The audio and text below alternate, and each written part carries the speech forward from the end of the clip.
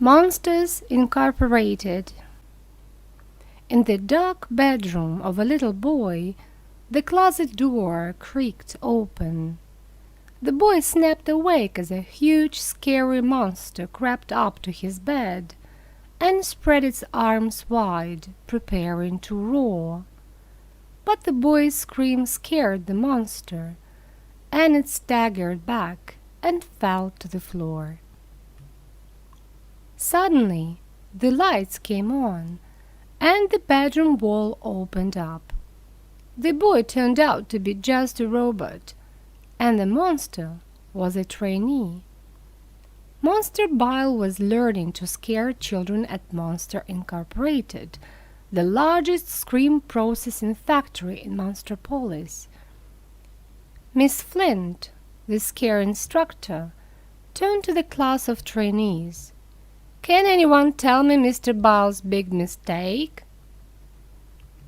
Mr. Bile had left the closet door open, and leaving the door open is the worst mistake any employee can make because it could let in a child. The trainees spun around to see Mr. Waternose, the crab-like, five-eyed president of Monsters Incorporated, at the back of the room. There is nothing more toxic or deadly than a human child. A single touch could kill you. Meanwhile, the company's best scarer, a huge, hairy, blue-spotted monster named James P. Sullivan, or Sully for short, was walking to work with his friend Mike Wazowski. Mike was a little green ball of a monster with one enormous eye. Mike wanted to drive his new car, but Sully disagreed. "Mikey, there is a scream shortage." You see, monsters captured the screams of children and used them to power their world. But kids weren't as easy to scare as they used to be. Mike and Sully arrived at the factory for work. It was a big day for Sully, because he was about to break the all-time scare record. They crossed the lobby to the receptionist, Celia, who was also Mike's girlfriend. "Oh, Schmoopsy-Poo! Googly Bear!" It was Celia's birthday, and Mike was taking her to a fancy sushi restaurant that night to celebrate. "I'll see you at quitting time and not a minute later. Okay, sweetheart?" Sally and Mike crossed to their workstation on the scare floor, the busy room where all the scaring in the factory took place. Mike slipped a card key into a slot, and a door emerged from a huge overhead vault and dropped into place in front of them. At the next station, a lizard-like monster named Randall made his preparations. Randall was the company's second-best scarer, but he was determined to take the lead. Sully waved to him. "Hey, may the best monster win." "I plan to." Red lights lit up above all the doors to show they were active. Mike cheered Sully on as he opened his door and crossed into a child's room. "You are the boss! You are the boss! You are the big, hairy boss!" Sullivan kept his lead. "Oh, I am feeling good today, Mikey." "Attaboy, attaboy! Another door coming right up." Randall's assistant, Fungus, turned to his boss. "You are still behind, Randall." "Just get me another door." Suddenly, an alarm sounded. 2319. "We have a 2319. Another monster, George, had come out of his door with a human sock stuck to his back. "Get it off! Get it off!" Agents from the Child Detection Agency, or CDA, swarmed onto the scare floor. They knocked poor George to the ground, picked off the sock, and blew it up. George was disinfected in a shower and shaved clean. Mr. Waternose was not pleased. An entire scare floor out of commission. What else can go wrong? Despite the temporary setback, Sally still had a good day. Another day like this, and that scare records in the bag. Mike headed out quickly. Ooh, the love boat is about to set sail. Just then Ross, the slug-legged dispatcher, stopped him. Hello, Vazovsky.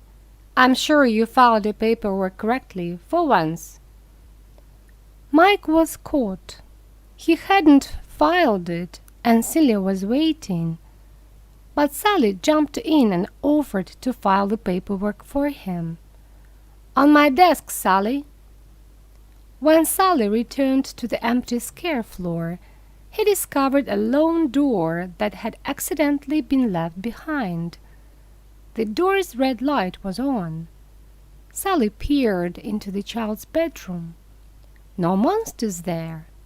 But then he turned around to find a little girl holding his tail. Quickly he put the girl back in her room and took off. In the locker room he found that the girl was still clinging to his back. Kitty! Sally scooped the girl into a duffel bag and ran back to the scare floor. But Randall was there sending the girl's door back to the vault.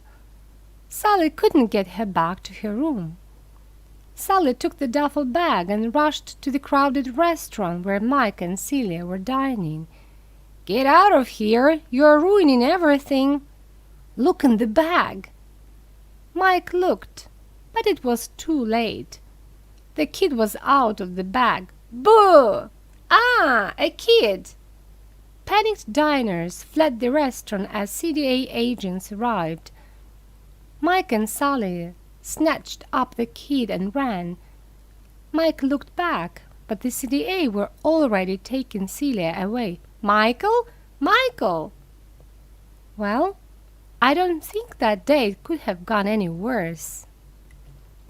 The terrified monsters took the girl back to their apartment. She ran around happily until she grabbed a one-eyed teddy bear, and Mike objected. Hey, that's it! No one touches little Mikey! And he grabbed the teddy back.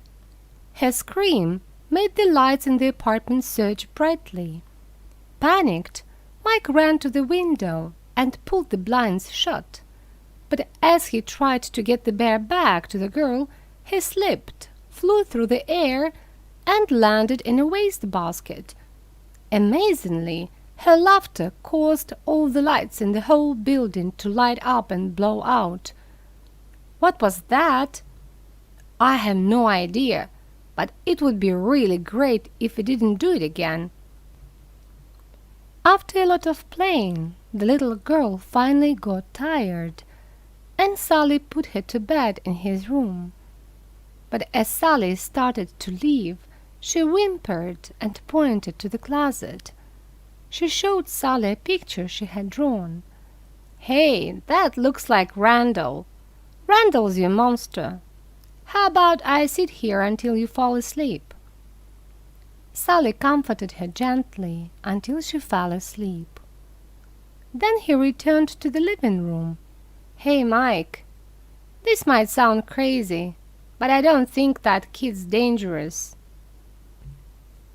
Sally figured the best plan was to get the girl back to her room through her closet door at Monsters Incorporated.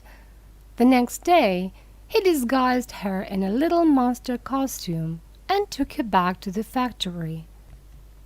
Sally, a mop, a couple of lights, and some chair fabric are not gonna fool anyone. Loch Ness, Bigfoot, the abominable snowman, they all got one thing in common, pal. Banishment. We could be next. Of course, they promptly ran into Mr. Waternose. Boo! Aha, James. Is this one yours? Actually, that's my cousin's sister's daughter, sir. The guys ducked into the restroom with the girl, and she and Sally played hide and seek. Where did she go? Did she turn invisible? Boo! But someone was coming. The girl acted scared, and all three hid in a stall just before Randall and Fungus entered. "What are we going to do about the child?" "Shh! You just get the machine up and running. I'll take care of the kid.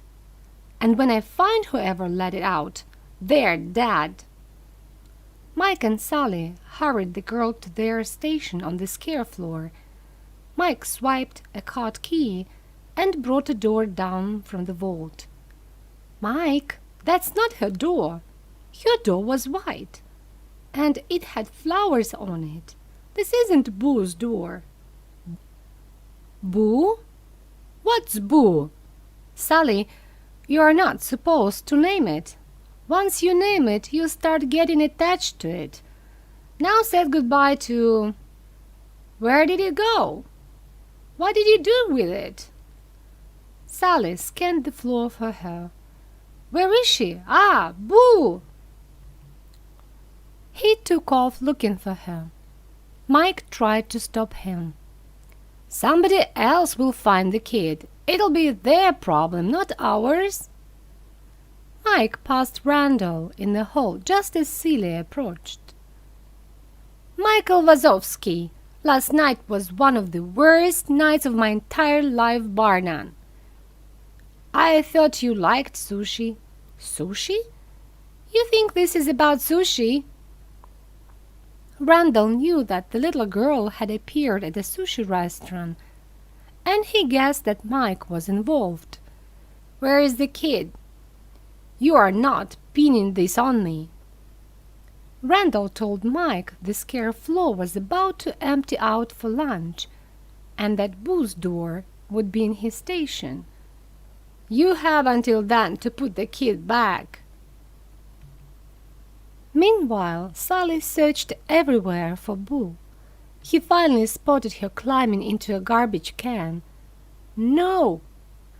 But CDA agents stopped to get Sally's autograph, just as some workers appeared and wheeled off the can. Sally ran up in time to see the workers tip the can down the trash chute, not knowing that Boo had already climbed out and toddled off. He raced down to the basement, where the trash was processed, and watched horrified as it was smashed into a cube by a giant compactor.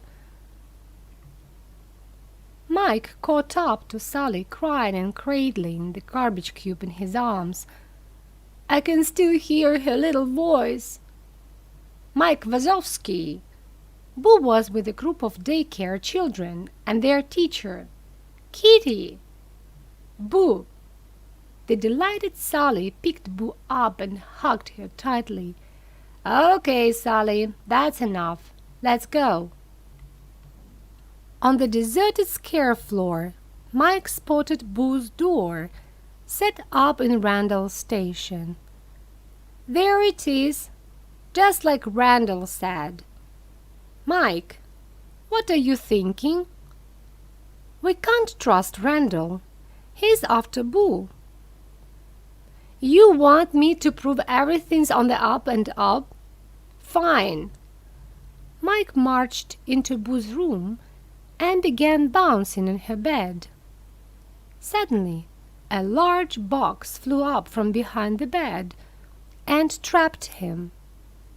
After a moment, Randall peeked out of Boo's room.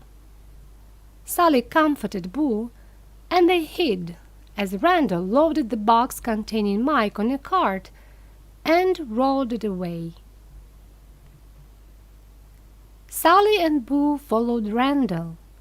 They caught up with him just as he was strapping Mike into a giant machine, while Fungus tinkered with the controls.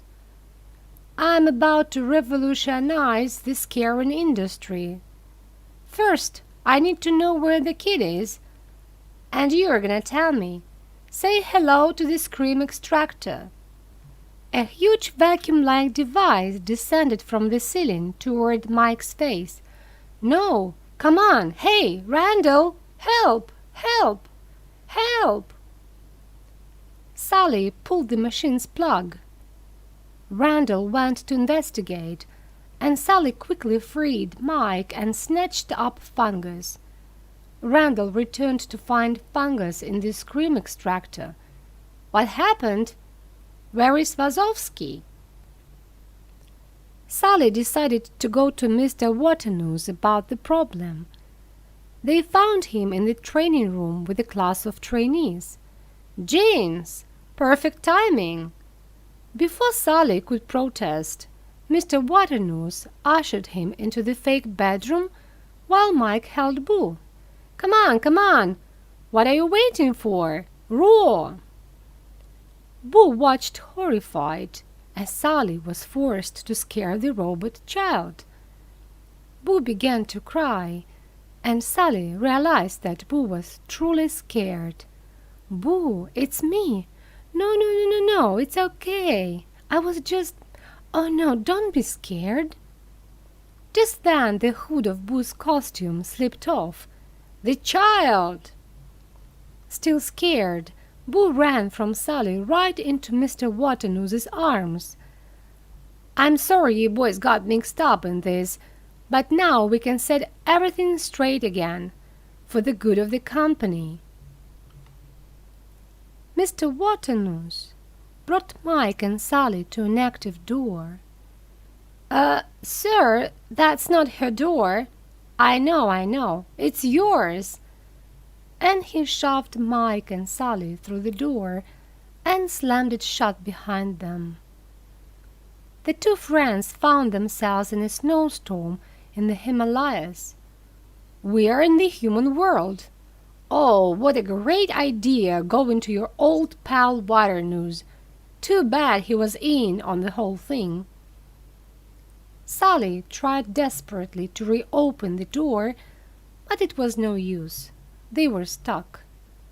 Suddenly, the Yeti, a huge, hairy monster, appeared. "I understand. It ain't easy being banished." The Yeti invited the two distressed monsters back to his cave. The Yeti shared his food, talked about his life, and mentioned a village at the bottom of the mountain.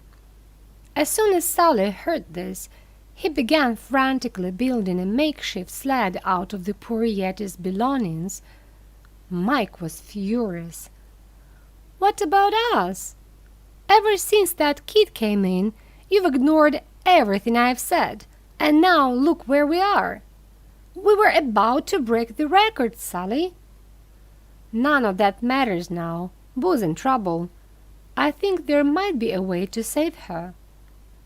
Mike was not interested in risking his life to help her, so Sally grabbed a lantern, hopped on the sled, and sped off down the mountain alone. Sally found an active closet door in the village and crossed back into Monsters Incorporated. He burst onto the scare floor and raced for Randall's secret lab. Boo! Boo was trapped in the chair, the scream extractor inches from her face, as Waternoose and Randall looked on. Sally charged in like a bull and smashed the machine out of Boo's path. He grabbed Boo, and they took off. "Stop him! Don't let them get away!" Suddenly Mike showed up and tried to apologize. Sally just dragged him along, with Randall chasing after them. They ran to the scare floor, and Sally grabbed onto a door on its way back to the door vault. Sally, Mike, and Boo clung to the door as it sailed through the enormous vault on a conveyor belt, surrounded by doors as far as the eye could see. Just then, they spotted Randall riding on another door straight toward them. Sally shouted, "Make her laugh!" Mike looked at Boo, then socked himself in the head. The red lights above their door and all the doors in the vault lit up. The trio jumped through the door and found themselves in a house on a beautiful Hawaiian beach. Why couldn't we get banished here? They quickly ran out of the house, into a neighbor's house, and through another door back into the vault. But Randall was still right behind them. "Hurry up! Keep moving!" Randall closed in, seized Boo, and disappeared with her into a door. Knowing Sullivan was not far behind, Randall waited, then attacked Sullivan as soon as he appeared in the doorway. "You've been number one for too long, Sullivan. Now your time is up, and don't worry, I'll take good care of the kid." Suddenly, Randall's head jerked back. It was Boo, pulling him back. Sally was saved and was able to get back into the room. "She's not scared of you anymore. Looks like you're out of job." Sally pushed Randall through a door into a run-down trailer in a swamp. "Mama, another gator got into the house." "Another gator? Give me that shovel." Just then, Boo's door rolled by, and they jumped on it. But before they could get it open, it lurched off in another direction. What's happening? The door sailed back down toward the scare floor, where Mr. Waternoose was waiting for them, surrounded by CDA agents. As the door landed, Mike threw one of Boo's socks at the agents, and they all panicked. In the commotion, Mike took off carrying Boo's costume, and the agents followed him. Sally grabbed Boo's door, and he and Boo ran the other way. Only Mr. Waternoose saw Sally had Boo, and he chased after them alone. Sally ran with Boo to the training room. He quickly put Boo's door in the fake bedroom and hid Boo in the bed to make it look like Boo's room. Mr. Waternoose arrived at the door. "She's home now. Just leave her alone." "I can't do that. She's seen too much. I'll kidnap 1,000 children before I let this company die, and I'll silence anyone who gets in my way." Suddenly, the lights came on, and the walls opened up. Mike was manning the controls, and Waternoose was caught red-handed. As Mike and Sally watched, CDA agents crossed onto the stage, arrested him, and led him away. Sally used a card key to activate Boo's door. She was delighted to see her room again, and showed Sally around. She looked in her closet. "Nothing's coming out of your closet to scare you anymore, right?" "Yeah. Goodbye, Boo." "Kitty." Sally quietly stepped into the closet and closed the door behind him. The CDA then shredded Boo's door to prevent future monsters from getting into her room. Sally could never see Boo again. Thanks to Sally and Mike's discovery of the superior power of children's laughter, Monsters Incorporated soon switched from screams to giggles. Sally took over as president, and Mike became their best comedian, keeping kids in stitches all day long. But Sally was sad. He missed Boo. One day, Mike surprised him. "Hey, Sally, there is something I want to show you." It was Boo's reconstructed door, carefully glued back together. Sally couldn't believe it. He cautiously opened the door. "Boo? Kitty!"